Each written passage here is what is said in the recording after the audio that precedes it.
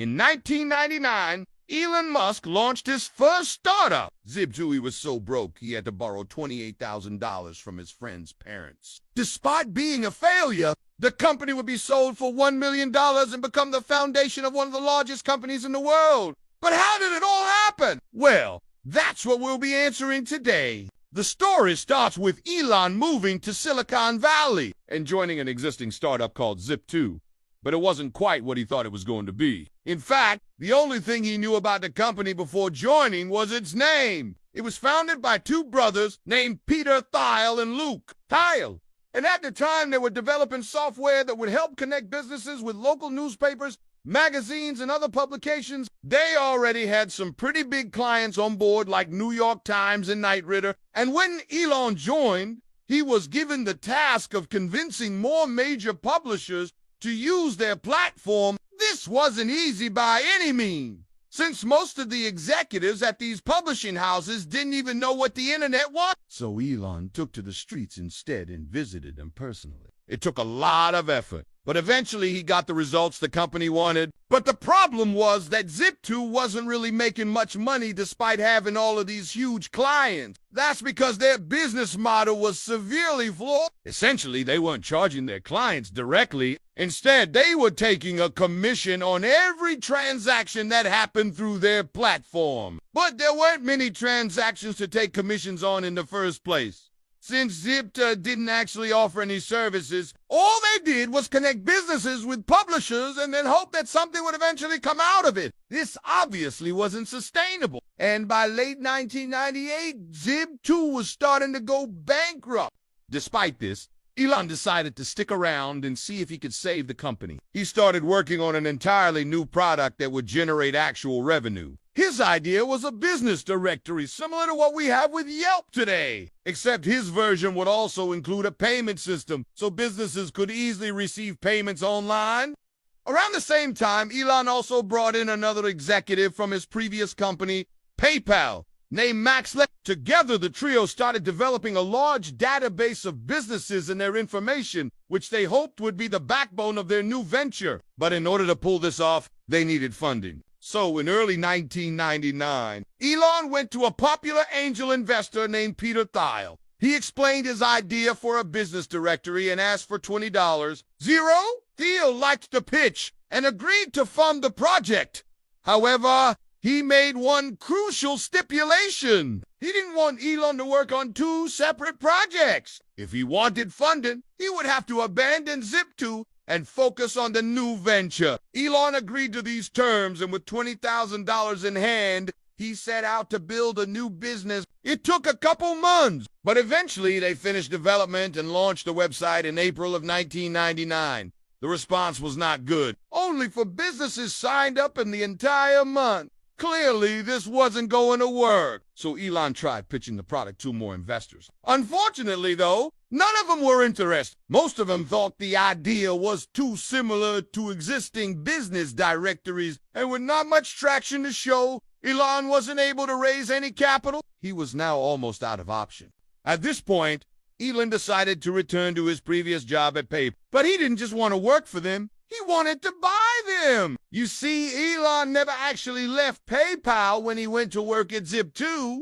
Instead, he simply became an employee of Zip2 while still retaining his position at PayPal. This gave him an advantage over the other employees, since he was privy to both PayPal's financial statements and strategy. And using this knowledge, he convinced PayPal's leadership team to merge Zip2 into the company. The combined entity would be called X.com. Elon was appointed chairman of the new company and received 17% ownership in exchange for merging his company into PayPal. While this was technically a merger, it was basically just PayPal buying out Zip2. But Elon was okay with that because now he had access to PayPal's massive war chest. Just a year prior, PayPal had gone public and raised $130 million.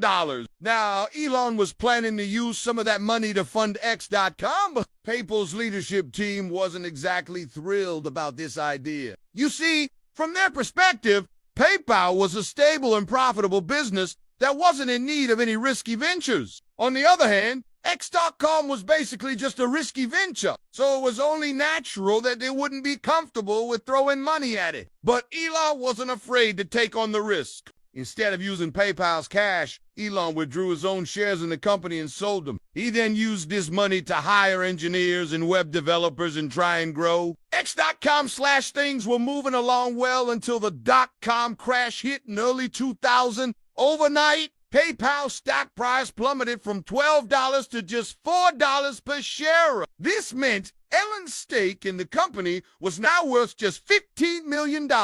He had already lost millions from selling his shares, but now he was at risk of losing even more. PayPal's leadership team once again tried to convince Elon to abandon XCOM and focus on the main business. They probably thought that Elon would listen this time, but they were wrong. Elon had worked on XCOM for several years at this point, and he had no intention of giving up. He borrowed $10 million against his remaining shares in PayPal and used this money to grow XCOM even further. To make matters worse, one of Elon's co-founders, Max Levchin, left the company to pursue other opportunities, but Elon was determined to succeed. He continued to build out the platform and add new features. One of these features was a payment service that would allow users to send and receive money online. This was actually a pretty big deal at the time, since most people still didn't have access to online payment platforms. As you would guess, though PayPal wasn't thrilled about this either. From their perspective, Elon was building a direct competitor within their own platform.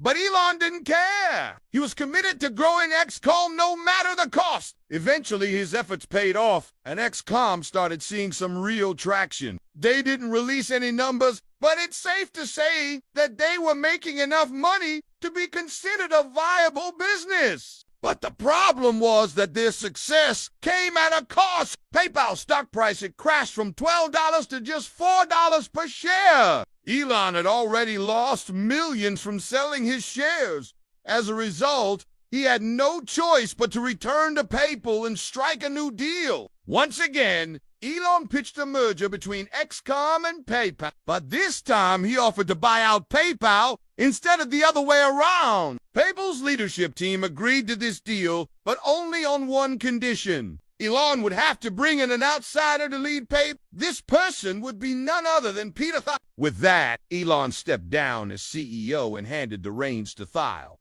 He then focused all of his efforts on growing XCOM. In the meantime, Thiel worked on integrating X.com into PayPal, but it quickly became clear that this wasn't going to be easy. For starters, XCOM was built from scratch with custom code and software. On the other hand, PayPal was built using a combination of third-party software and custom code. This meant that integrating the two systems would be extremely challenging. Also, XCOM had a very different culture than PayPal. XCOM was fast-paced and aggressive, while PayPal was more corporate and reserved. This cultural clash made it difficult for the two teams to work together. Despite these challenges, Thiel was determined to make the integration work. He spent countless hours working on the project, and eventually he was successful. By late 2000, XCOM had been fully integrated into PayPal. With that, PayPal became one of the largest online payment platforms in the world.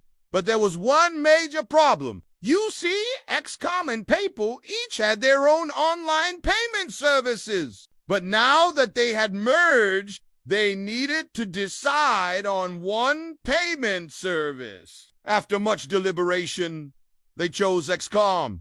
This wasn't a big deal for customers since the transition was seamless. But it was a huge deal for Elon. You see, Elon had poured his heart and soul into building XCOM, and now he was essentially abandoning all of that work. To make matters worse, PayPal was now using his payment service without paying him any royalties. This was a bitter pill to swallow, but Elon didn't have a choice. He had agreed to merge his company into PayPal, and this was the natural outcome of that decision. PayPal offered him a seat on their board of directors, but Elon declined. He was done with PayPal and ready to move on to his next big idea. He was considering a few different ideas at the time, but nothing seemed to stick. So he decided to take a break and visit India. But this trip would change everything. When Elon arrived in India, he noticed that everyone was using mobile phones with SIM cards. At the time, this was still rare in the US, and Elon realized that there was a huge opportunity in the mobile payment space. He immediately started working on a new idea, and within a few weeks he had developed a new payment service called Square. But that's a story for another day. You see, while Elon was developing Square, he still owned a small percentage of PayPal. And in 2004, PayPal announced that they were acquiring a large payment platform called Braintree for $460 million. Elon was furious about this acquisition, since he believed that it was his idea that PayPal was stealing from him. He demanded that PayPal buy back his shares in the company, and after much negotiation, they agreed to pay him $180 million. With that, Elon officially cut ties with PayPal and set out to conquer the mobile payments industry. Looking back, it's clear that Elon's journey to success was anything but easy. But thankfully, we were able to shed some light on his journey today. Thanks for watching, and see you in the next one.